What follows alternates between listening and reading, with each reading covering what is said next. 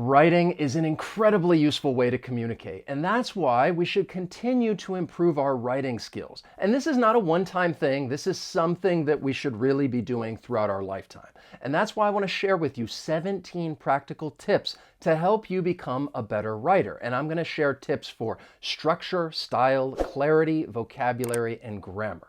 Now, I know we're talking about writing, but these first few tips are more about reading. And the first one that I have for you is to read your work out loud. This is so simple, yet people do not always do this. And hearing your words out loud, it's another way of processing information. And that's why it can help you identify awkward phrasing, repetition, or just errors in the general flow of your writing. So just listen to the following sentence. Maybe I'm writing a story, and now I'm reading it out loud, and I say, "I inquired for a discount, and he was gentle enough to give me one." When you hear this, you're probably thinking, wait, it sounds a little strange. And there are a couple of reasons why. The first one is inquired for. In this case, you would either inquire about something or ask for something. Either one of those works. The other reason why it sounds a little weird is you're not going to say someone was gentle enough to do something. A very common collocation is to say someone is kind enough to do something for you. So when you read your work out loud, it's really going to stop and make you think, does this sound right? The next tip is to proofread multiple times. This is something that's overlooked. Some people don't do it at all, and others may just do it once, and that's it. But when you proofread multiple rounds, you're more likely to catch different types of errors, ranging from punctuation to the organization of ideas. So the more that you proofread, the more likely you are to catch mistakes. It's like the more you practice a presentation, the more likely you are to give a better presentation. So definitely proofread multiple times. Something else you should be doing is reading your writing backwards. And I know this may sound a little strange, so hear me out. I want you to start at the end, start with that last sentence, and then read all the way back to the beginning. And I'm not talking about reading the individual words backwards, I'm talking about the sentences. So why does this help? When you read backwards, you're able to concentrate more on the individual sentences so that you can find more technical mistakes like typos or grammar. You're not going to get distracted by the general flow of the story, and you can focus more on removing those small, silly mistakes. This next one is extremely important, and it's also probably one of the more difficult ones. I want you to read widely and consistently. And this would require a fair bit of time because reading your own writing is just not the only thing you should be reading. You should read different things. Read articles, storybooks, academic text. There are a lot of different benefits to doing this because, well, you're going to get exposure to different writing styles. You're going to be able to see the correct grammar structure. You'll be able to build your vocabulary, and not to mention, I think it's just going to help you be more creative. Reading is going to greatly complement your writing. These two skills go hand in hand. Now that we've covered reading, let's talk about other tips like write every day. Just like reading consistently, this is a great daily habit to develop.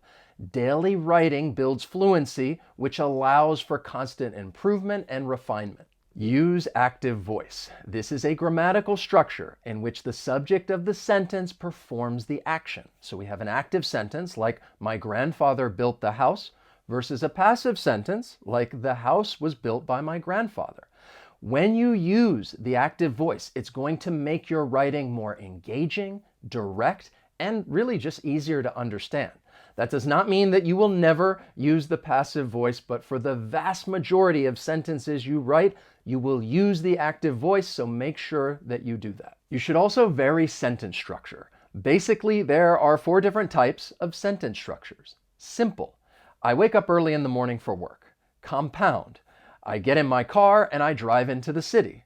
Complex. When I get to work, I have meetings with my colleagues. And compound complex. After the workday ends, my colleagues and I go to a pub, but we never stay out too late. Changing sentence length and structure maintains reader interest and prevents monotony. So vary your sentences. Variety is a good thing. I would also encourage you to use strong verbs. In my opinion, verbs are perhaps the most important words in the sentence because they are descriptive and they give us a lot of information. So when you use strong verbs, it's going to help make your writing more dynamic and precise. To give you a quick example, there are many common verbs like walk, but there are other strong verbs that are really going to capture the reader's attention, like trudge or scamper or limp.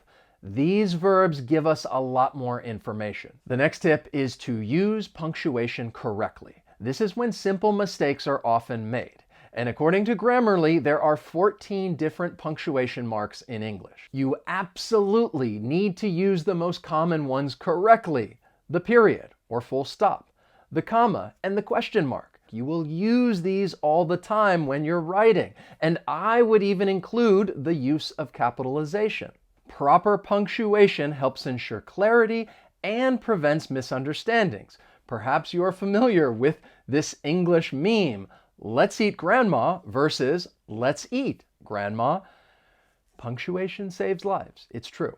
Something else you should be doing: eliminate wordiness. And this is something you really can do as you're proofreading. Multiple times though, remember?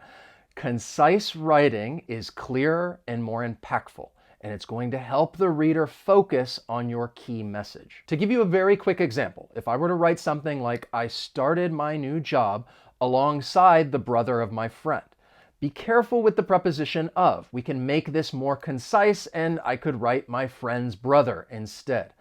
Something to be mindful of. I come across this quite often. Now let's talk about a few things to avoid, like avoid repetition.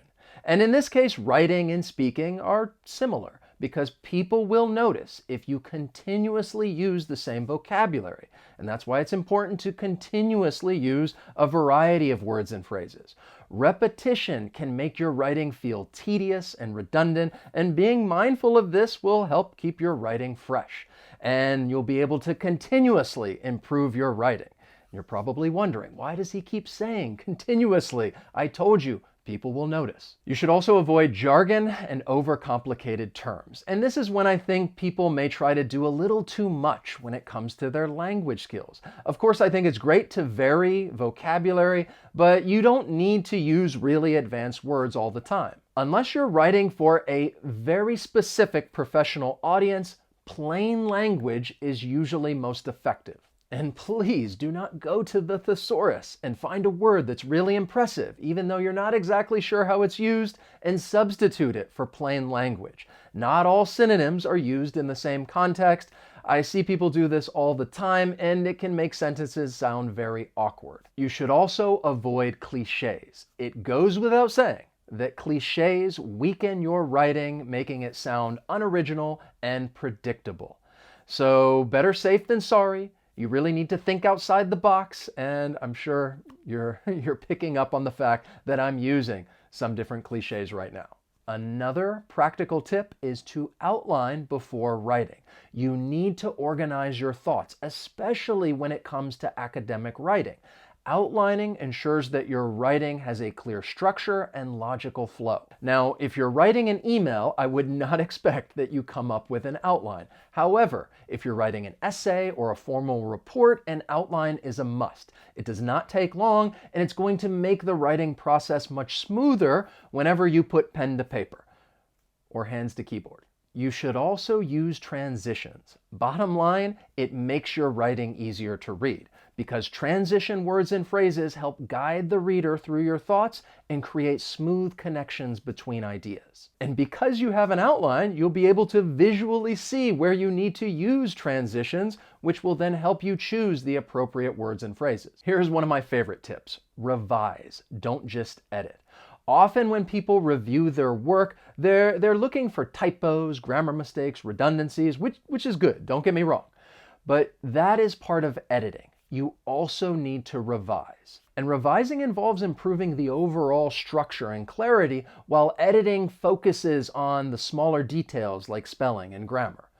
So perhaps you need to reorganize some of your thoughts in order to make a stronger point. Do not be afraid to move things around. I also think it's incredibly important to get feedback from others. And sure, it can be challenging to find other people to read your writing. However, fresh eyes can spot mistakes or areas of improvement that you might miss. This is just a fact. You may proofread something multiple times, and then the first time that someone else reads your writing, they spot a mistake that you missed.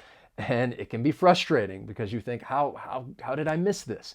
But it just reinforces the value of getting another set of eyes to read your work and give you some objective feedback. So right now, I would like you to practice your writing skills by writing to me in the comments. You can write anything you want. I just love hearing from you. If you enjoyed this lesson and learned something new, you can let me know by hitting that like button. As always, thank you so much for watching, and I will see you next time. So long.